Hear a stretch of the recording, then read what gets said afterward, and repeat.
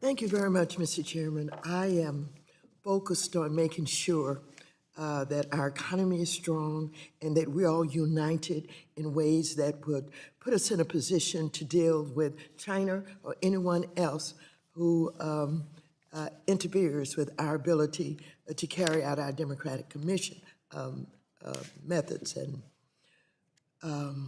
when Democrats last engaged in brinkmanship around whether or not to default on U.S. debts, interest rates on U.S. Treasury bonds skyrocketed.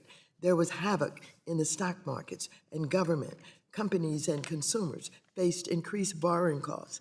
The nation's long-term credit rating fell, resulting in an unprecedented restriction on the Federal Reserve's ability to use its monetary policy tools to define the U.S. dollar and stabilize the economy.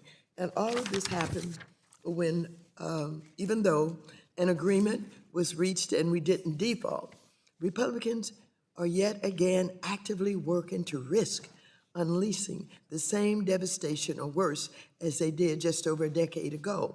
This time, some projections on what would happen if the U.S. defaulted on its debt indicate that the global economy itself could freeze if the United States Treasury market collapses. Can you explain how allowing the U.S. to default on its debt would benefit the Chinese government by causing irreversible damage to the U.S. dollar status as a global reserve currency?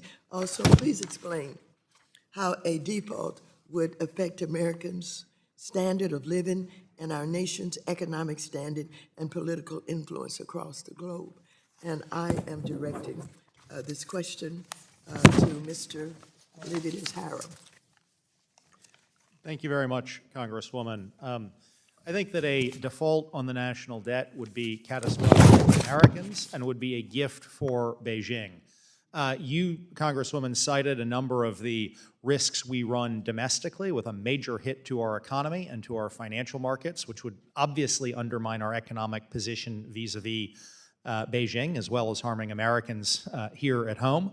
I think it would also undercut our view with our allies and partners who count on us for all kinds of things and would take the view if we can't even honor our debts, how can they count on us for their security and to uphold our alliances? And I think it would give Beijing a kind of priceless talking point about how irresponsible the United States is that it can't even pay its basic obligations. I guess the final point I'd make is I do think, and I know there's legislation in front of this committee to deal with kind of the role of the dollar. I am a huge believer that it is important for the dollar to remain the world's reserve currency and the global kind of medium of finance. That whole agenda would be massively undermined as well if we defaulted on our debt.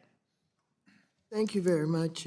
Several years ago, I worked with my Republican colleagues to reform the Committee on Foreign Investment in the United States to strengthen our tools to prevent adversaries from purchasing key assets in the United States. Last November, this committee held a hearing that examined outbound capital flows, or U.S. dollars, flowing to foreign adversaries, particularly China, and the impact of those investments on our national interest.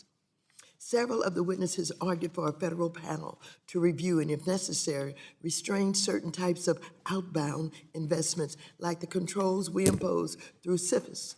The witnesses testified, as have others, that while national security considerations should be paramount in such a review, should not be strictly limited to national security. Could you discuss the merits of creating an outbound investment review panel? What are some of the key elements of such a process? Thank you very much.